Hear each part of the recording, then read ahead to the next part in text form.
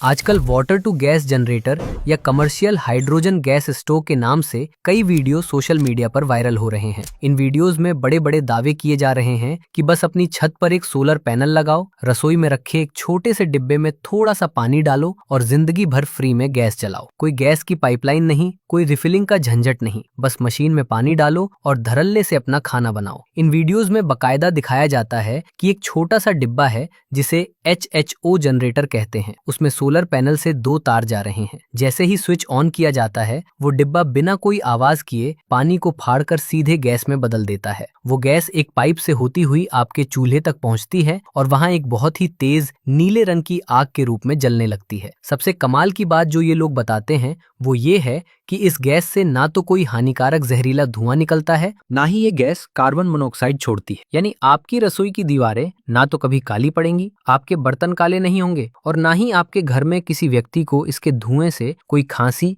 दमा या सांस की बीमारी होने वाली है। आपके मन में भी ये सवाल जरूर आ रहा होगा कि अगर पानी से गैस सच में इतनी आसानी से और फ्री में बन सकती है तो हम बेवकूफों की तरह हर महीने गैस सिलेंडर पर अपनी मेहनत की कमाई क्यों लुटा रहे हैं। आज तक बड़ी बड़ी गैस कंपनियों ने, दुनिया भर की सरकारों ने और वैज्ञानिकों ने ये चमत्कारी मशीन आप तक क्यों नहीं पहुंचने दी। इसके पीछे एक असली और बहुत ही पुराना विज्ञान छुपा है जिसे अंग्रेजी में इलेक्ट्रोलाइसिस कहते हैं। हम सब ने बचपन में स्कूल की विज्ञान की किताबों में पढ़ा था कि पानी का केमिकल फार्मूला H2O होता है। इसका सीधा सा मतलब है कि पानी की हर एक बूंद के अंदर 2 हिस्से हाइड्रोजन गैस के होते हैं और एक हिस्सा ऑक्सीजन गैस का होता है। ये HHO जनरेटर मशीन बेसिकली पानी के अंदर एक हाई एम्पियर का डायरेक्ट करंट यानी DC करंट भेजती है। ये बिजली का तेज करंट पानी के मॉलिक्यूल्स को जोर का झटका देता है और उन्हें फाड़कर हाइड्रोजन गैस को अलग और ऑक्सीजन गैस को अलग अलग कर देता है। और जब ये दोनों गैसें एक साथ मशीन के पाइप से बाहर आती हैं तो दोनों गैसें मिलकर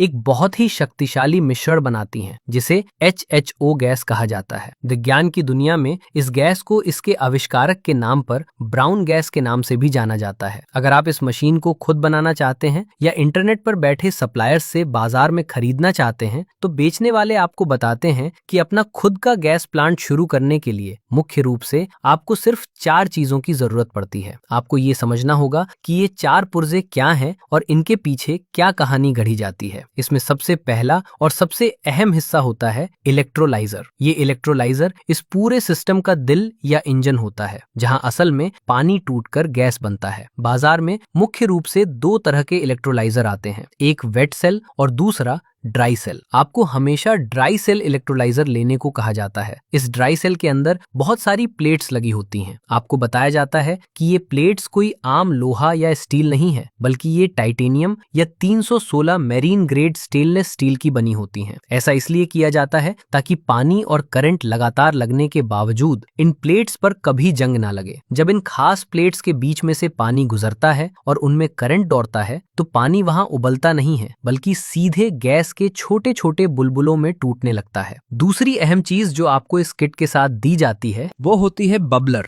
ये पानी का एक छोटा सा जार या डब्बा होता है जो इस पूरे सिस्टम में एक सिक्योरिटी गार्ड या चौकीदार का काम करता है। आपको समझाया जाता है कि जनरेटर से निकलने वाली गैस सीधी पाइप के जरिए आपके चूल्हे में जलने के लिए नहीं जाती है। वो गैस पहले एक पाइप के रास्ते इस बबलर के पानी में एकदम नीचे तक जाती है, वहां से बुलबुले बनकर ऊपर उठती है और फिर दूसरे पाइप के रास्ते आपके चूल्हे तक पहुंचती है। इसका काम ये बताया जाता है कि अगर कभी चूल्हे की आग पाइप के रास्ते वापस मशीन की तरफ जाने की कोशिश करे, जिसे विज्ञान में फ्लैशबैक कहते हैं, तो वो आग दौड़ती हुई बबलर तक जाएगी और बबलर के पानी में जाकर छपाक से बुझ जाएगी, क्योंकि हम सब जानते हैं कि आग कभी पानी के अंदर ट्रेवल नहीं कर सकती है। इस तरह ये बबलर आपको किसी भी बड़े धमाके से बचाता है, ऐसा दावा किया जाता है। तीसरी अहम चीज होती है PWM कंट्रोलर, जिसका पूरा नाम है पल्स विड्थ मॉड्यूलेशन कंट्रोलर। आपको ये बताया जाता है कि अगर आप डायरेक्ट सोलर पैनल या बैटरी का तार इस इलेक्ट्रोलाइजर मशीन में लगा देंगे और उसे लगातार 2-3 घंटे चलाएंगे तो करंट लगातार और पूरी ताकत से जाने की वजह से मशीन बहुत तेजी से गर्म हो जाएगी। मशीन के अंदर का पानी उबलने लगेगा और गैस की जगह सिर्फ भाप बनने लगेगी। और ये तो एक बच्चा भी जानता है कि पानी की भाप से कभी आग नहीं जलती। इसलिए ये PWM कंट्रोलर आपके लिए बहुत जरूरी बताया जाता है। ये कंट्रोलर 1 सेकंड में हजारों बार करंट को ऑन और ऑफ करता रहता है। इतनी तेजी से ऑन ऑफ होने के कारण मशीन को लगता है कि उसे करंट मिल रहा है, जिससे गैस तो फुल स्पीड में बनती रहती है, लेकिन आपकी मशीन पूरी तरह से ठंडी रहती है और सुरक्षित रहती है। और चौथा, आखिरी और सबसे जरूरी हिस्सा होता है एक खास तरह का माइक्रो होल बर्नर। आपको डराया जाता है कि यहाँ 90% लोग फेल हो जाते हैं। आपको कहा जाता है कि आप इस पानी वाली गैस को भूल कर भी अपने पुराने LPG वाले लोहे या पीतल के चूल्हे में बिल्कुल भी नहीं जला सकते। क्यों नहीं जला सकते? इसके पीछे का जो साइंटिफिक डेटा आपको बताया जाता है वो ये है कि आपके घर में जो LPG गैस आती है उसकी एनर्जी डेंसिटी सिर्फ 46 मेगाजूल प्रति किलो होती है, लेकिन इस पानी वाली मशीन से निकलने वाली हाइड्रोजन गैस की एनर्जी डेंसिटी 120 मेगाजूल प्रति किलो तक होती है। इस पानी वाली गैस का तापमान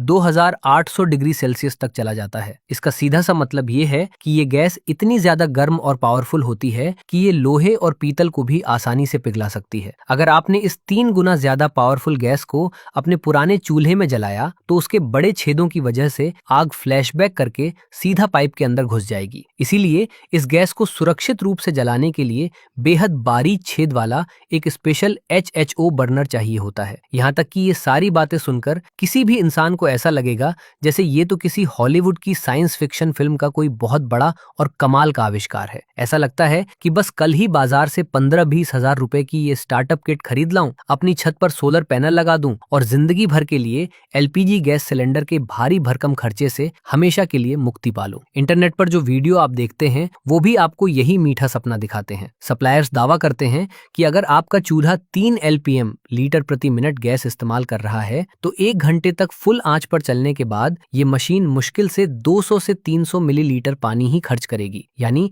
सिर्फ 1 लीटर पानी में आप 3 से 4 घंटे तक लगातार तेज आंच पर अपना खाना बना सकते हैं। लेकिन दोस्तों, कहानी का असली और सबसे कड़वा सच अब शुरू होता है। अब वक्त आ गया है इस हसीन सपने से जागने का। अब मैं आपके सामने वो हकीकत रखने जा रहा हूँ जो ये HHO किट बेचने वाले लोग और ये वीडियो बनाने वाले आपसे पूरी तरह छुपाते हैं। जब आप इन छुपे हुए तथ्यों को जानेंगे तो आपके पैरों तले जमीन खिसक जाएगी। चलिए करते हैं इस पूरी तकनीक का एक प्रॉपर रियलिटी चेक और समझते हैं कि क्यों आज तक ये तकनीक भारत के हर घर तक नहीं पहुंच पाई है। सबसे पहला सच और सबसे बड़ा झूठ जो आपको बोला जाता है वो है इस तकनीक के फ्री होने का। वीडियो की शुरुआत में आपने सुना होगा कि बस घर के नल का पानी डालो और फ्री में गैस बनाओ, लेकिन ये एक बहुत बड़ा और सफेद झूठ है। सच्चाई ये है कि आप इस मशीन में अपने घर के नल का पानी, बोरवेल का पानी, हैंडपंप का पानी या यहाँ तक कि अपने घर के RO का पानी भी बिल्कुल नहीं डाल सकते। नॉर्मल पानी में ढेरों मिनरल्स, कैल्शियम, सॉल्ट्स और आयरन जैसे तत्व होते हैं। जब इस नॉर्मल पानी में बिजली का तेज करंट जाता है तो ये सारी अशुद्धियां मशीन की महंगी स्टेनलेस स्टील प्लेट्स पर कीचड़ की तरह जमने लगती हैं। मात्र 5 से 7 दिनों के अंदर आपकी मशीन की प्लेट्स पूरी तरह ब्लॉक हो जाएंगी, करंट पास होना बंद हो जाएगा और आपकी 15-20 हजार रुपए की महंगी मशीन पूरी तरह से जलकर कबाड़ में बदल जाएगी। तो फिर सवाल ये उठता है कि इस मशीन में आखिर कौन सा पानी डलेगा? आपको हमेशा इस मशीन के अंदर 0 TDS वाला एकदम शुद्ध डिस्टिल्ड वाटर ही डालना पड़ेगा। ये डिस्टिल्ड वाटर आपको बाजार से पैसे देकर खरीदना होगा, जो कि बिल्कुल भी फ्री नहीं आता है। अब यहाँ पर विज्ञान का एक और बहुत बड़ा पेंच आता है जो आपसे बड़ी चालाकी से छुपाया जाता है। विज्ञान कहता है कि 100% शुद्ध डिस्टिल्ड वाटर बिजली का बहुत बड़ा कुचालक होता है। शुद्ध पानी में कभी करंट पास ही नहीं होता, तो अगर डिस्टिल्ड वाटर में करंट अंदर जाएगा ही नहीं तो पानी टूटेगा कैसे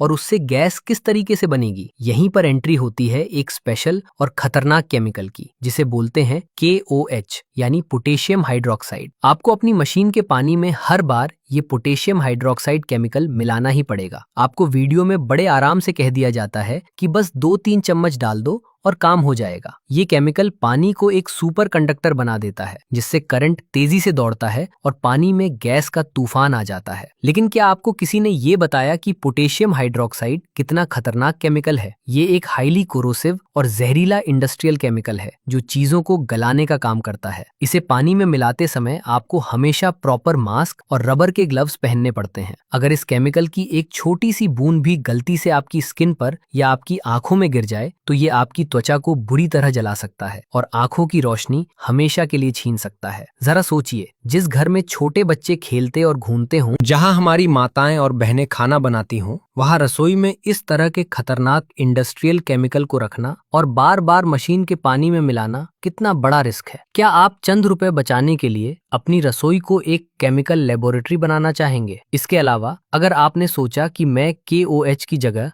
रसोई में रखा नमक डाल दूंगा, तो नमक डालते ही वह पानी में घुलकर खतरनाक क्लोरीन गैस बना देगा, जो आपके लिए जानलेवा साबित हो सकती है। और सबसे बड़ी बात, यह डिस्टिल्ड वाटर और यह खतरनाक केमिकल आपको जिंदगी भर बाजार से अपने पैसों से खरीदना पड़ेगा। तो फिर यह पानी वाली गैस आपके लिए फ्री कैसे हुई? दूसरा कड़वा सच है कुकिंग की स्पीड और खाना बनाने का प्रैक्टिकल अनुभव। दोस्तों, भारत में खाना बनाने का मतलब सिर्फ विदेशियों की तरह मैगी उबालना, चाय बनाना या अंडे उबालना नहीं होता है। हमारे भारत में भारी भरकम कड़ाही में सब्जी छौंकी जाती है, तवे पर गोल और बड़ी रोटियां सेंकी जाती हैं और गहरी कड़ाही में तेल डालकर पूरियां तली जाती हैं। एक आम भारतीय परिवार के लिए इंटरनेट पर जो जनरेटर मशीन 15 से 20 हजार में बेची जाती है, वह करीब 2 से 3 LPM की स्पीड से गैस बनाती है। अब सबसे बड़ी और मजेदार बात यह है कि इस हाइड्रोजन गैस का तापमान तो 2800 डिग्री सेल्सियस तक होता है, लेकिन इस गैस को जब जलाया जाता है तो आग की जो लौ निकलती है वह किसी गैस वेल्डिंग करने वाले ब्लोटॉर्च की तरह एकदम पतली, नुकीली और सुई जैसी होती है। हमारे आम LPG चूल्हे की तरह यह आग चारों तरफ फैलकर बर्तन को एक समान रूप से गर्म नहीं करती है। अगर आप इस पतली सी आग पर चाय का पतीला रखेंगे तो वह पतीला सिर्फ बीच में से एक ही जगह पर बहुत ज्यादा गर्म हो जाएगा और बाकी किनारों से बिल्कुल ठंडा रहेगा। और अगर आपने इस गैस के चूल्हे पर अपना तवा रखकर भारत के घरों में बनने वाली नॉर्मल रोटी सेंकने की कोशिश की, तो वह सुई जैसी तेज आग आपकी रोटी को बीच में से जलाकर बिल्कुल कोयला कर देगी और रोटी किनारों से पूरी तरह से कच्ची रह जाएगी। कड़ाही में सब्जी बनाने में आपके पसीने छूट जाएंगे, क्योंकि बर्तन का सिर्फ एक हिस्सा गर्म होगा। जिस गैस की आग का तापमान लोहा पिघला सकता हो, उस गैस पर आप धीमी आंच वाली दाल कैसे बनाएंगे या दूध कैसे उबालेंगे? इस HHO गैस को कंट्रोल करना आम LPG गैस की तरह बिल्कुल भी आसान नहीं होता है। ये तकनीक इंडस्ट्रियल काम के लिए, फैक्ट्रियों में लोहा काटने के लिए या वेल्डिंग करने के लिए तो बहुत शानदार है, लेकिन एक भारतीय रसोई के लिए, जहां तरह तरह के पकवान बनते हैं, वहां के लिए ये मशीन पूरी तरह से बेकार और अनप्रैक्टिकल है। अगर आप एक बड़ी मशीन लेते हैं जो ज्यादा गैस बनाए और जिसकी आंच थोड़ी चौड़ी हो, तो उसके लिए आपको बहुत बड़ा इलेक्ट्रोलाइजर और कई किलोवाट का भारी भरकम सोलर सिस्टम लगाना पड़ेगा, जिसका कुल खर्च लाखों रुपए में चला जाएगा, जो कि एक आम परिवार के लिए किसी भी एंगल से समझदारी भरा सौदा नहीं है। अब आते हैं तीसरे और विज्ञान के सबसे बड़े सच पर, जिसे विज्ञान की दुनिया में थर्मोडायनेमिक्स के नियम कहते हैं। ये इस पूरे स्कैम का सबसे बड़ा और सबसे लॉजिकल पॉइंट है, जिसे आपको बहुत ही ध्यान से समझना चाहिए। विज्ञान का एक बहुत ही बेसिक और कड़ा नियम है, जिसे law of conservation of energy कहते हैं। इसके अनुसार ऊर्जा को ना तो पैदा किया जा सकता है और ना ही उसे पूरी तरह से खत्म किया जा सकता है। इसे सिर्फ एक रूप से दूसरे रूप में बदला जा सकता है, और जब भी हम ऊर्जा को एक रूप से दूसरे रूप में बदलते हैं, तो इस बदलाव के बीच में बहुत भारी मात्रा में ऊर्जा का नुकसान यानी एनर्जी लॉस होता है। अब जरा इस पानी से गैस बनाने वाले सिस्टम का पूरा गणित बहुत ध्यान से समझिए। सबसे पहले आपकी छत पर लगा सोलर पैनल दिन की धूप से बिजली पैदा करता है। धूप से बिजली बनने में ही कुछ एनर्जी लॉस होता है। फिर वो बिजली तारों से होती हुई आपके बैटरी बैंक और PWM कंट्रोलर में जाती है। बैटरी के चार्ज और डिस्चार्ज होने में भी काफी ऊर्जा बर्बाद होती है। वहां से वो बिजली आपके इलेक्ट्रोलाइजर मशीन में जाती है और पानी को तोड़ने का काम करती है। जब इलेक्ट्रोलाइसिस का प्रोसेस होता है, तो बहुत सारी बिजली पानी को सिर्फ गर्म करने में और सिस्टम को हीट करने में बर्बाद हो जाती है। विज्ञान के हिसाब से इलेक्ट्रोलाइसिस की ये प्रक्रिया मुश्किल से 50 से 60% ही एफिशिएंट होती है। यानी अगर आपके सोलर पैनल ने 1000 वॉट की बिजली मशीन को दी, तो उसमें से 400 से 500 वाट बिजली तो सिर्फ पानी को गैस में बदलने की इस जद्दोजहद में ही बर्बाद हो जाएगी। अब आपके पास जो गैस बनी है, उसमें सिर्फ 500 वाट की एनर्जी बची है। इसके बाद जब वो गैस पाइप से होकर आपके चूल्हे तक पहुंचती है और आप उसे जलाते हैं और उस पर अपना बर्तन रखते हैं, तो उस आग की भी बहुत सारी गर्मी हवा में उड़कर और बर्तन के किनारों से बाहर निकलकर बर्बाद हो जाती है। गैस चूल्हे की एफिशिएंसी वैसे भी 40 से 50% ही होती है। यानी कुल मिलाकर सोलर पैनल से जो 1000 वाट की असली ताकत चली थी वो आपके खाने के अंदर तक पहुंचते पहुंचते मुश्किल से 200 या 300 वाट की गर्मी ही बन पाती है। आपने 70% बिजली तो सिर्फ इस फालतू के प्रोसेस में हवा में उड़ा दी। अब जरा अपना लॉजिक और दिमाग लगाइए। जब आपके पास छत पर सोलर पैनल लगा हुआ है और आपके पास 1000 वाट की साफ सुथरी मुफ्त बिजली आ ही रही है, तो आपने उस बिजली को पानी में डालकर गैस बनाने का इतना लंबा, इतना खतरनाक और इतना महंगा रास्ता क्यों चुना? इसका एक बहुत ही सीधा, आसान, सस्ता और 100% सुरक्षित विकल्प हमारे पास पहले से मौजूद है, और वो है इंडक्शन कुकटॉप, यानी बिजली वाला इंडक्शन चूल्हा। अगर आप उस 1000 वाट की बिजली को इस गैस मशीन के चक्कर में ना डालकर सीधे बाजार से मिलने वाले एक अच्छे इंडक्शन कुकटॉप में दे देते तो क्या होता? इंडक्शन चूल्हे में कोई आग नहीं जलती। वो मैग्नेटिक फील्ड का इस्तेमाल करके सीधे आपके लोहे या स्टील के बर्तन को गर्म करता है। एक साधारण से इंडक्शन चूल्हे की एफिशिएंसी 90% से भी ज्यादा होती है, यानी बीच में ऊर्जा की कोई बर्बादी नहीं होती। वो सोलर पैनल से आने वाली 1000 वाट बिजली को लेगा और सीधा 900 वाट की गर्मी आपके बर्तन के अंदर पैदा कर देगा। ना कोई गैस बनाने का झंझट, ना डिस्टिल्ड वाटर का खर्चा, ना किसी खतरनाक केमिकल का डर और ना ही कोई एनर्जी लॉस। कहां आपको इस जनरेटर मशीन से सिर्फ 300 वाट की गर्मी मिल रही थी और कहां इंडक्शन चूल्हे से आपको सीधा 900 वाट की गर्मी मिल रही है। जितनी बिजली आप इस एचएचओ मशीन को गैस बनाने के लिए बर्बाद करेंगे, अगर उतनी ही बिजली आप सीधे इंडक्शन चूल्हे को दें तो आपका खाना बिना किसी खतरे के, बिना किसी केमिकल के 3 गुना ज्यादा तेजी से बनेगा। ये सोलर और इंडक्शन का जो कॉम्बिनेशन है, यही असल में आपके लिए असली गेम चेंजर है। इस सेटअप में आपको ना तो कोई खतरनाक केमिकल मिलाना है, ना हर हफ्ते डिस्टिल्ड वाटर बाजार से खरीद कर लाना है, ना ही गैस लीक होने या बम फटने का कोई डर है, और ना ही रसोई में कोई जहरीला धुआं या कालिख निकलेगी। सोलर पैनल दिन भर धूप से मुफ्त बिजली बनाएगा। उस बिजली से आप दिन में फ्री में इंडक्शन पर अपना सारा खाना बनाएंगे, और जो एक्स्ट्रा बिजली बचेगी वो आपकी बैटरी में स्टोर हो जाएगी, ताकि रात को भी आप बिना किसी रुकावट के अपना डिनर पका सकें।